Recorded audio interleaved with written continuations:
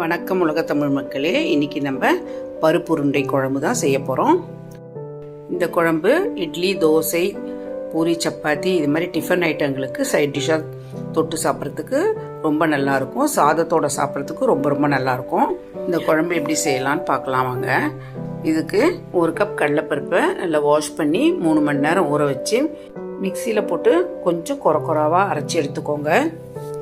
நைஸாக இருந்தால் மெழுகு மாதிரி இருக்கும் பருப்பு உருண்டை, அதனால் கொஞ்சம் குறவாக அரைச்சிக்கணும். ஒரு பெரிய எலுமிச்சங்காய் அளவு புளி எடுத்து தண்ணி ஊற்றி ஊற வச்சுக்கோங்க.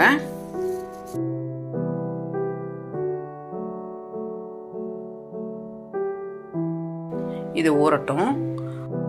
2 பெரிய வெங்காயம், 2 பெரிய தக்காளி, 4 பச்சை மிளகாய், 1 துண்டு இஞ்சி எல்லாத்தையும் பொடியாக கட் பண்ணி எடுத்துக்கோங்க. கூடவே ஒரு பெரிய பூண்டையும் உரித்து எடுத்துக்கோங்க. பூண்டு, பச்சை மிளகாய், இஞ்சி எல்லாத்தையும் கட் பண்ணி எடுத்தாச்சு. வெங்காயம், தக்காளியும் கட் பண்ணியாச்சு. இப்போது ஊற வச்சிருக்க புளியை நல்லா கரைச்சி எடுத்துக்கலாம்.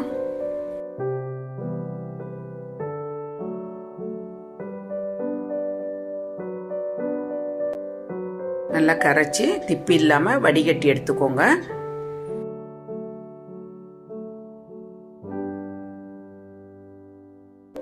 கொஞ்சம் கூட திப்பி இல்லாமல் நல்லா வடிகட்டி எடுத்துக்கோங்க.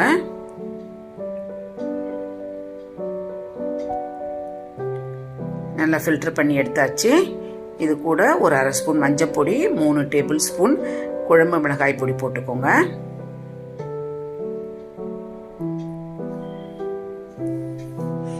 இந்த அளவு இந்த புளிக்கு சரியா இருக்கும். தேவையான அளவு உப்பு போட்டுக்கலாம். நல்லா கலந்து கொடுத்து விட்டுருங்க.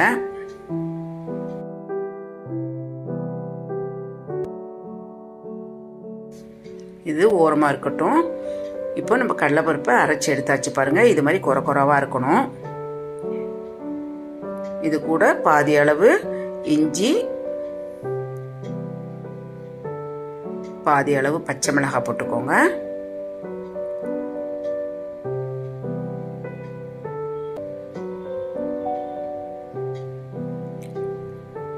நறுக்கி வச்சிருக்க வெங்காயத்துலையும் பாதி போட்டுக்கோங்க.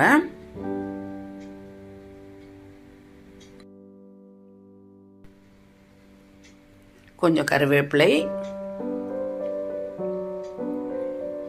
தேவையான அளவு உப்பு போட்டு நல்லா மிக்ஸ் பண்ணி விட்டுருங்க.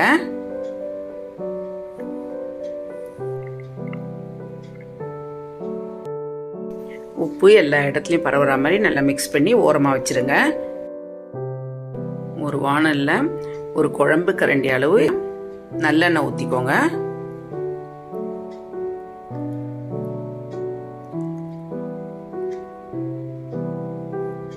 எண்ணெய் நல்லா காஞ்சதும் சோம்பு போட்டுக்கோங்க.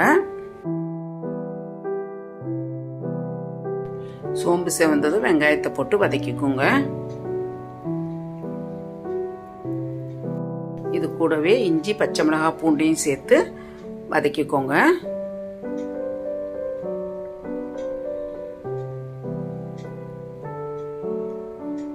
ஒரு பிடி கருவேப்பிலை போட்டுக்கோங்க.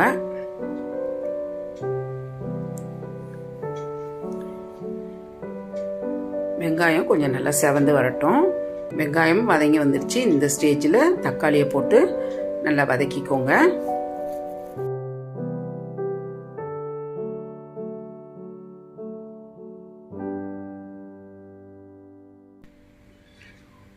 தக்காளி நல்லா வதங்கி வரணும்.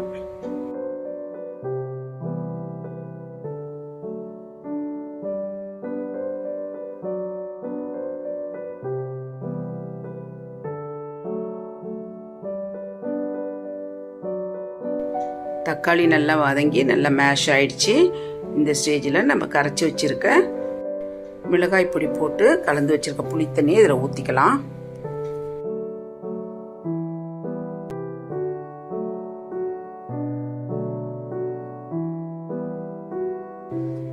நல்லா மிக்ஸ் பண்ணி விட்டுருங்க.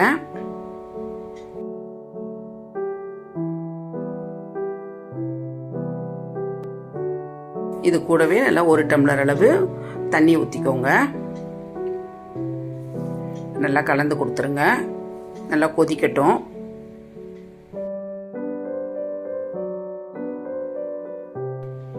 குழம்பு கொதிக்கிறதுக்குள்ளே அரைச்சி வச்சுருக்க பருப்பை நம்ம உருண்டைகளாக பிடிச்சி எடுத்துடலாம்.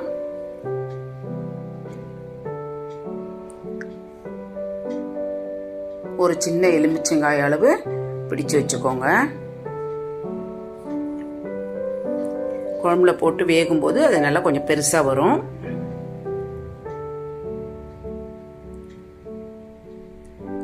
குழம்பு நல்லா கொதிச்சு வருது.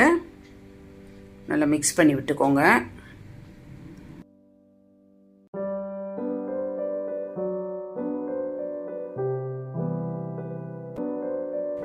பருப்பு உருண்டை போட்டு வேகிறதுக்காக தான் நம்ம கொஞ்சம் தண்ணி அதிகமாக சேர்த்துருக்கோம். உருண்டை போட்டு வெந்த பிறகு குழம்பு வந்து கெட்டியாயிடும். இப்போ பாதி அளவு சுண்டிடுச்சு. இந்த ஸ்டேஜில் உருண்டைகளை அதில் போட்டுடலாம்.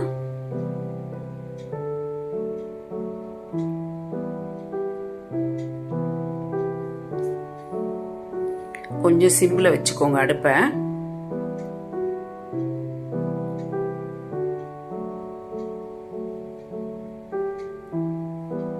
எல்லா உருண்டைகளையும் போட்டு கொஞ்சம் லைட்டாக கலந்து கொடுங்க.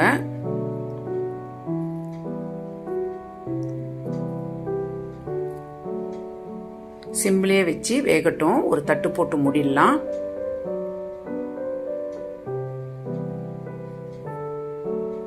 ஒரு அரை கப் தேங்காய் துருவல், இல்லைன்னா இது மாதிரி அரை கப்பு தேங்காய் கட் பண்ணி எடுத்துக்கோங்க. ஒரு 5-6 முந்திரி இதோட சேர்த்து மிக்சியில் அரைச்சி எடுத்துருங்க. இப்போ உருண்டைகளை நம்ம கிளறி விடுவோம். ஒரு 5 நிமிஷம் கொதிச்சா போகிறோம். சிம்மிலேயே கொதிக்கட்டும். பாருங்க, உருண்டைகள் பாதி அளவு வெந்துருச்சு. உள்ளெல்லாம் கொஞ்சம் வேகணும். இப்போ எப்படி கெட்டியாயிடுச்சு பாருங்க குழம்பு.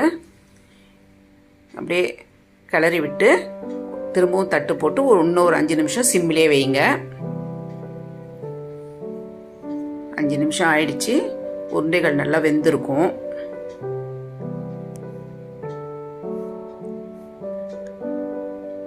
மேலே வந்து மிதந்தாலே நல்லா வெந்துருச்சுன்னு அர்த்தம். இப்போ இதோட அரைச்சி வச்சிருக்க தேங்காய் விழுத போட்டு நல்லா மிக்ஸ் பண்ணி விட்டுருங்க. கொஞ்சம் தண்ணி ஊற்றி கலந்தும் இதில் ஊற்றிடுங்க.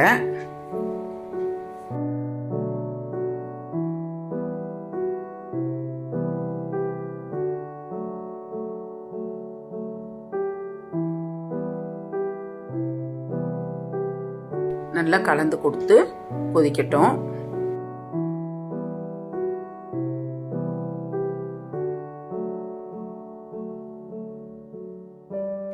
குழம்பு ஒரு 2 நிமிஷம் கொதிச்சா போகிறோம்.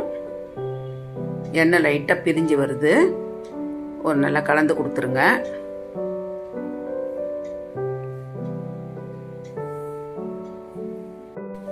பருப்பு உருண்டை எப்படி உடையாம அழகாக வந்திருக்கு பாருங்க.